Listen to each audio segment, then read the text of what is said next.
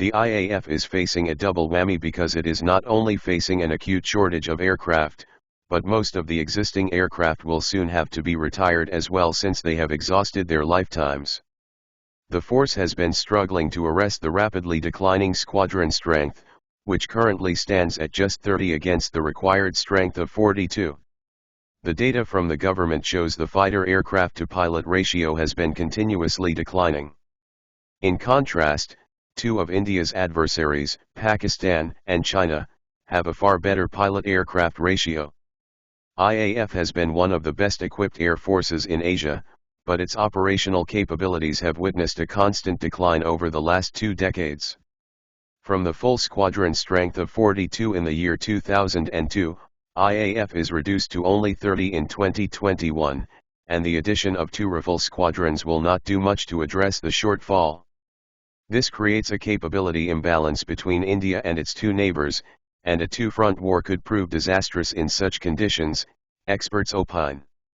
India's troubled economy, which creates further financial constraints for the Air Force, will further stymie any efforts to modernize the force.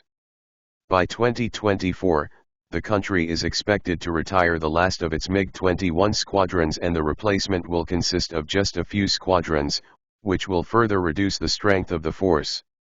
The addition of 36 Rafale jets, which is currently underway, is being celebrated as a significant achievement that could tilt the balance of power in the region. But experts say such assertion is outlandish. The Rafale may help somewhat. After decades of fielding upgraded legacy fighters and struggling to develop contemporary jets, the Rafale finally provides the Indian Air Force with a comprehensive combat craft that requires very little further tinkering. Unlike any previous procurements, the Rafale fighter's capabilities are already up to par, and small enhancements will be relatively easy and cheap via the so-called India-specific enhancements. These India-specific changes are being carried out under a concurrent design, modification, testing, and certification program carried out by Dassault.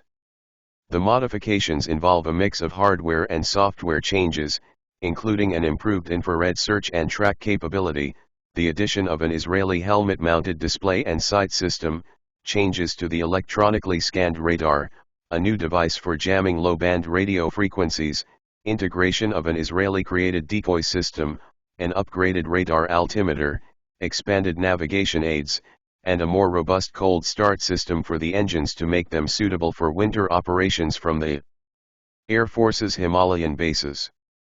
Once all changes are tested and certified in 2021, the entire Indian Rafale fleet will be updated.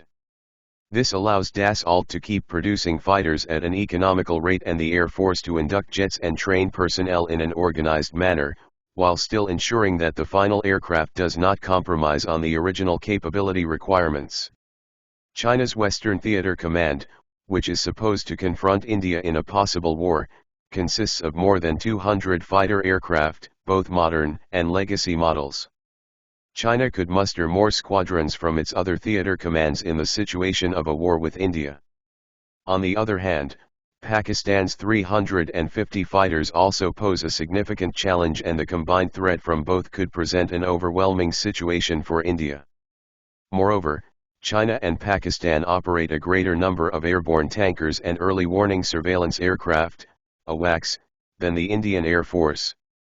The AWACS aircraft boost the combat capabilities of fighter jets significantly in any air battle, while the tankers enhance their range. The Indian government has paid little attention to the importance of these aircraft in the last 2 decades, and with its army-centric approach to national defense, the capabilities of the Air Force were sidelined. The world's battlefields have transformed.